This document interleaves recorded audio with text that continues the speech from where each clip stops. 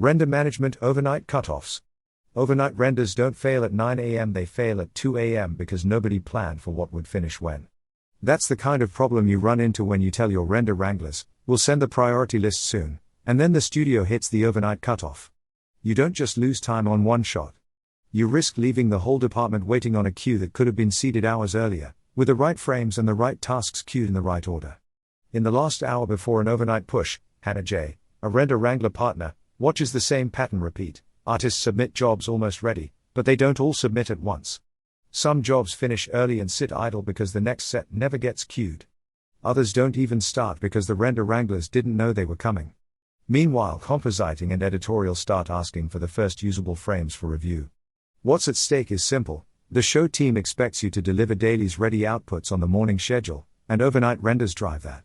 When you predict and log submission times early, Hannah J. can build the priority list before the farm gets busy and before the overnight window closes.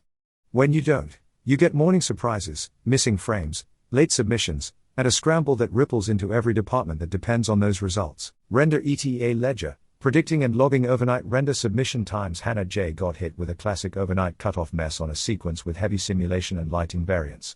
She wasn't guessing, she had enough history to know the render time ranges, but the missing piece sat with the coordinator side: submission timing. Artists told her it should finish overnight, and then they sent the job at different moments, or not at all, after the cutoff. So Hannah and the coordinator team used a shared worksheet approach called the Render ETA Ledger. The ledger isn't a philosophy. It's a running list of every overnight render job you expect to receive, with an estimated time of arrival, ETA, for the artist's submission to the farm. Hannah needed those ETAs so she could build a priority list early and keep the farm from idling or thrashing.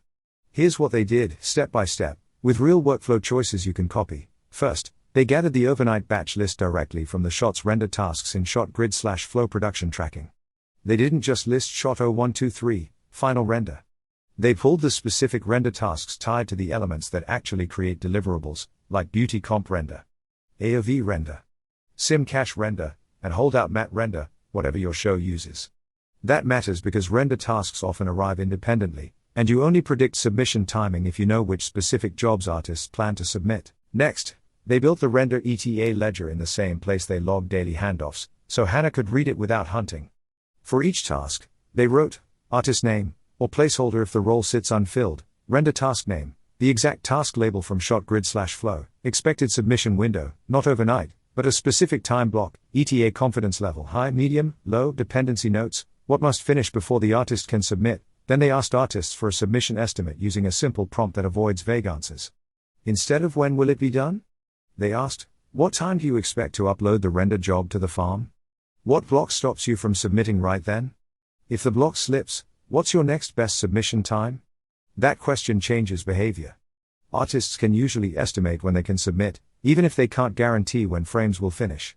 And Hannah cares about submission timing because that's what lets her seed priority lists and schedule resources while the overnight window still has room. The turning point came when they stopped treating the farm queue like it just works.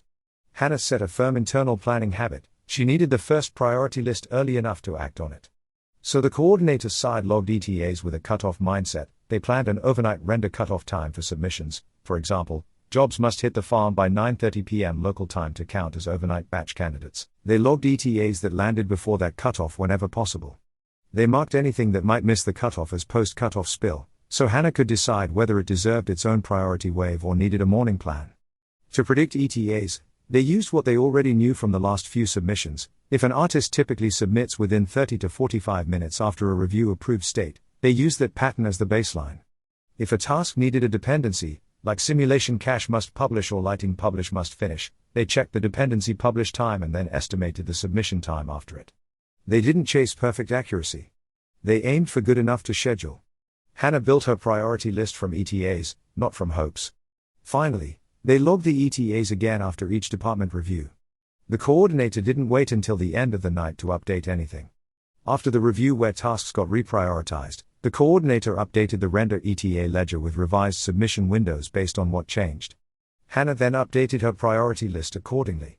Ask yourself, when you say overnight, do you mean submitted overnight or finished overnight? Your Render ETA Ledger forces you to mean the first one, because that's the lever you actually control. Practical takeaway: predict submission timing, not completion timing, and log it in a shared Render ETA ledger before Hannah needs it. Example workflow: how Hannah J. used the ledger to protect the morning cutoff. Let's make this concrete with how Hannah J. used the Render ETA ledger when overnight cutoff pressure hit. The show had a morning review at 9 a.m. The department target required first usable frames for multiple shots, and the render wrangling team needed to prioritize queue order based on what would arrive for submission during the overnight window.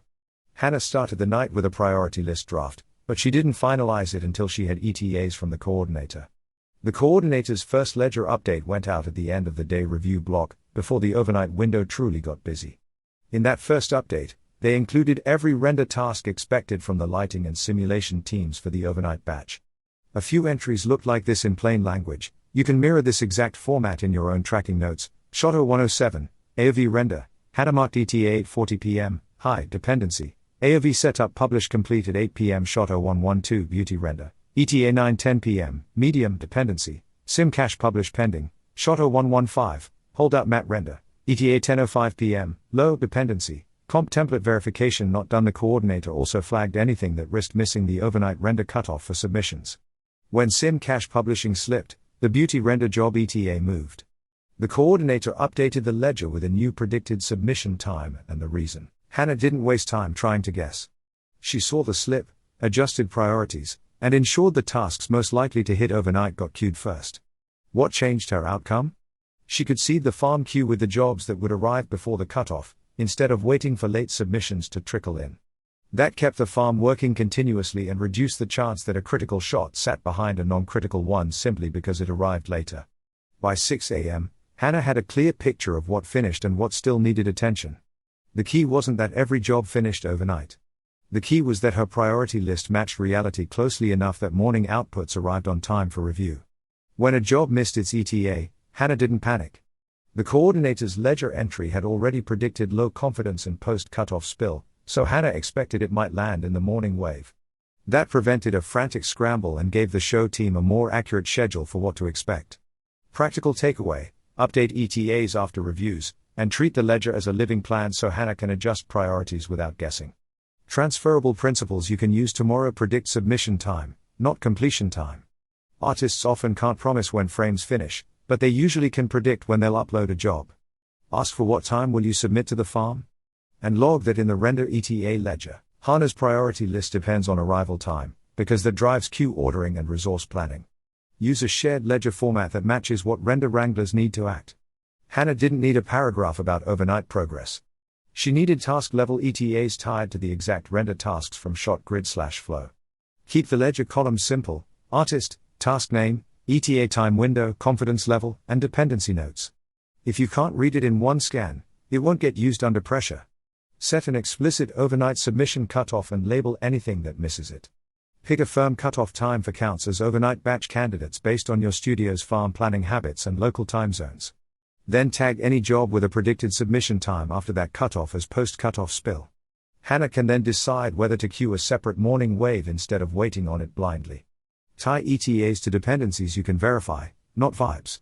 When a render depends on a publish, like sim cache, AOV setup, or template verification, estimate submission time from the dependency's publish window.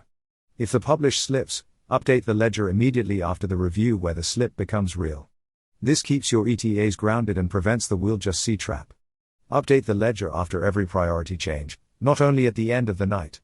Hannah got value because the coordinator changed ETAs right after reviews when priorities shifted. If you only update at the end of the night, you hand Hannah stale information while she's actively building priorities. Keep the Render ETA ledger current as the team reprioritizes.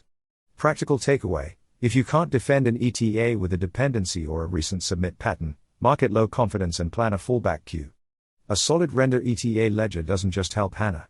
It protects the whole morning's schedule because the show team hears less maybe and more "this is what will arrive when." Keep pushing that habit forward: predict submission time, log it clearly, and refresh it right after decisions change. That's how you stop overnight from feeling like a gamble and start treating it like a managed handoff.